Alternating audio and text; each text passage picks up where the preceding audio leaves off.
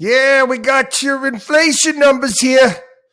CPI numbers, they're out, and we're going to go over them here. Make sense out of them as best we possibly can. Inflation eased to 5% from a year ago, its lowest level in 2 years. But again, pricing pressures, they're still high. February was 6%. We got, Fed wants the 2.1%. We've basically told you here that ain't going to happen. Okay, I don't see that happening based upon all of the government regulations that are coming down the pike. In particular, we have a story here where the Biden administration has got the toughest ever car emissions rules that they're putting forward.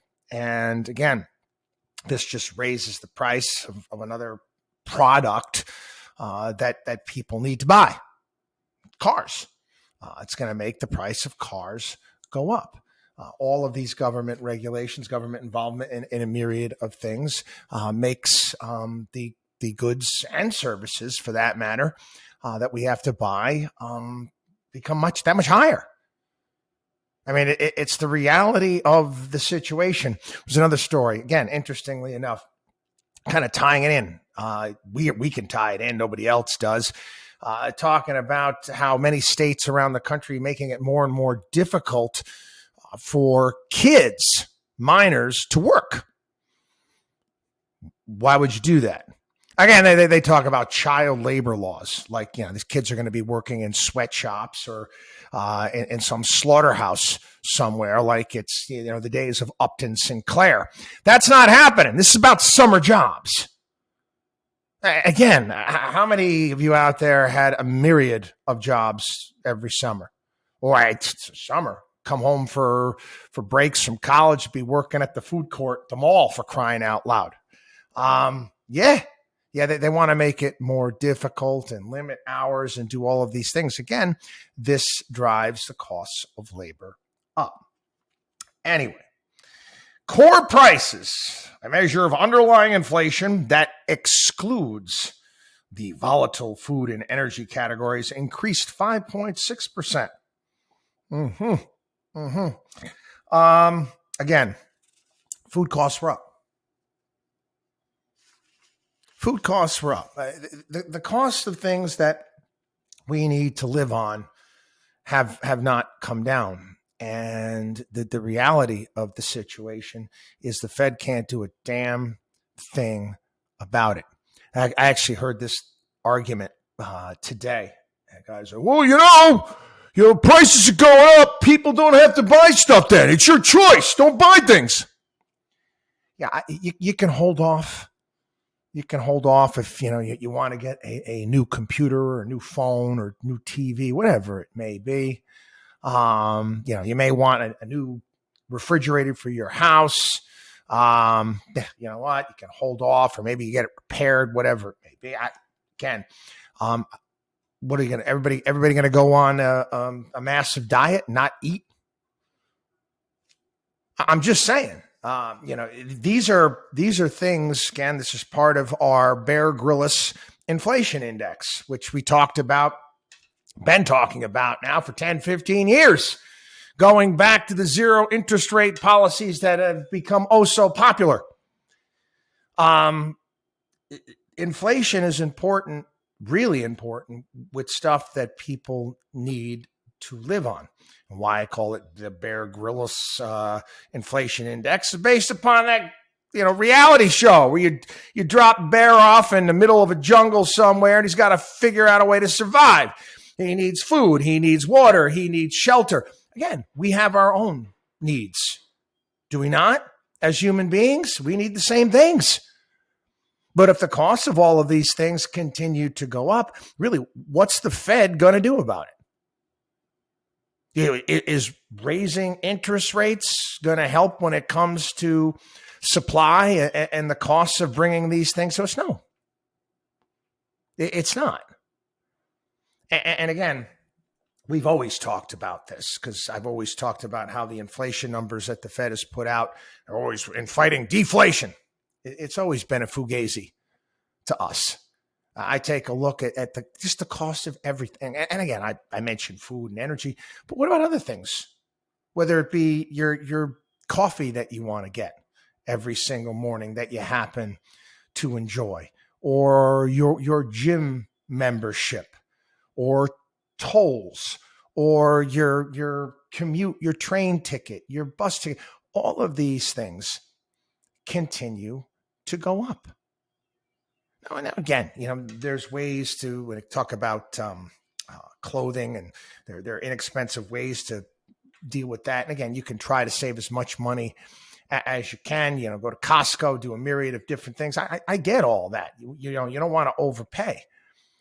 But the underlying costs to live here in the United States has not dropped, and it hasn't dropped for decades now. And we go back and forth and we talk about inflation, what the Fed's going to do. Why don't we talk about, increasing supply and things that, quite frankly, are a hell of a lot more important. Now, what does this mean? What is the Federal Reserve going to do? And again, you got a lot of people out there, all talking heads. I got to stop doing it. It gives me agita. I do have business networks on in my office. Most of the time they're on silent mode. I've got the little caption thing going. But oftentimes when I'm working out, doing my daily exercises, I've got one of the business programs on, and I'm listening to it in the background, and it's just one talking head after another, trying to guess what the Fed is going to do, and hard landing and soft landing, and what's coming around the corner, and all of these things, these macroeconomic issues, and it's all noise. It is. It's all wah wah wah wah wah, and maybe one of them will be right. Woo! I won. It's like winning a lottery ticket. You guessed right.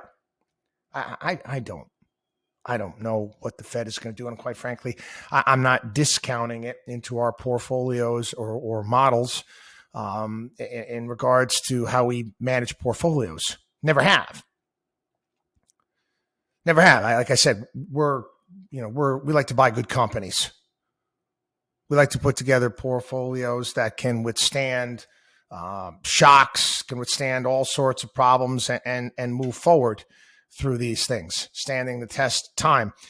Trying to guess what the Fed is going to do. Again, that's waste of our time. It's an exercise in futility. Fed going to raise a quarter point next month? I don't know. I don't know. And quite frankly, at this point in time, I don't care. We went over this yesterday. You missed yesterday's podcast. We talked about David Einhorn's jelly donut metaphor from years ago. In my opinion, normalizing rates, getting to a point in time when we normalize rates and keeping them there is going to better serve our economy moving forward. And again, I actually pointed this out on several occasions. Again, my job, I'm a financial advisor. I like getting a return on our cash and cash equivalents. It's nice change. Yeah, but markets, hit the markets. Markets will be fine.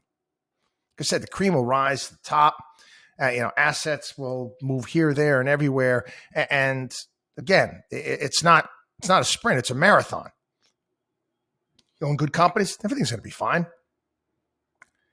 But again, having an entire position in our clients' portfolios over the past 15 some odd years, longer, where I'm not getting any return, sucked.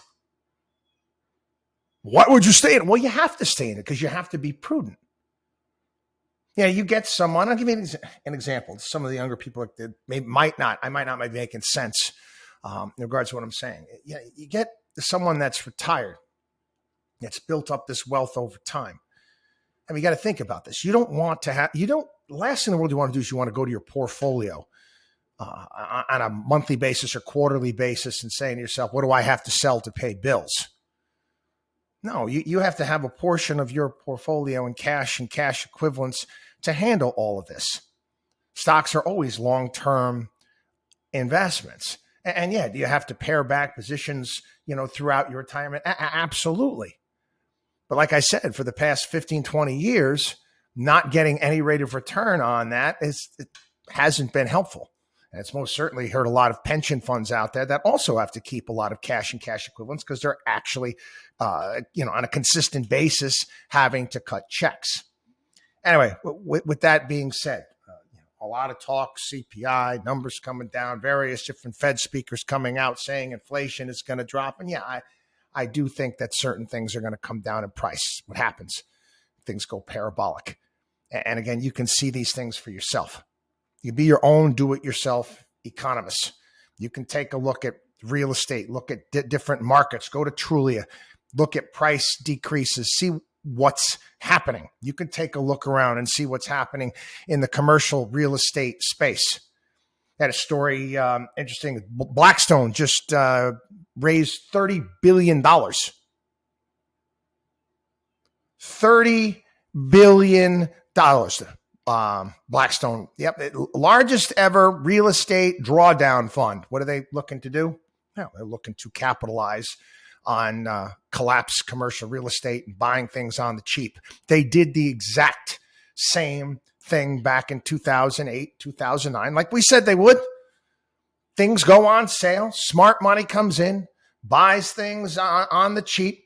Again, we made fun of Barack Obama's Making Homes Affordable program, saying it was useless. I said, just allow the market the markets will correct themselves, okay? They will correct themselves. Again, this goes back to the intelligent investor with Benjamin Graham and understanding that something has an intrinsic value.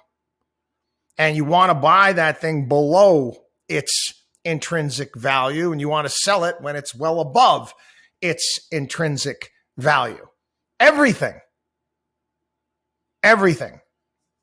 has this. Again, something that, quite frankly, we're quite good at.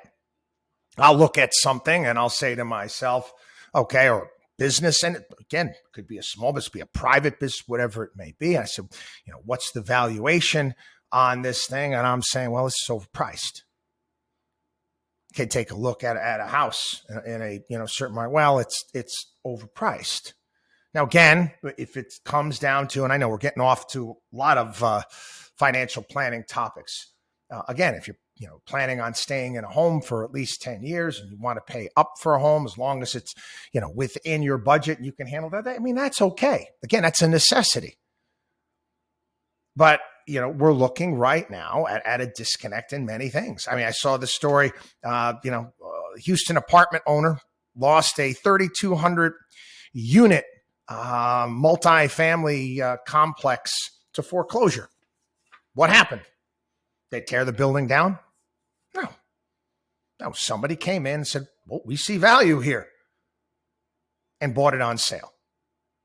Again, this is the free market. This is how it's supposed to operate.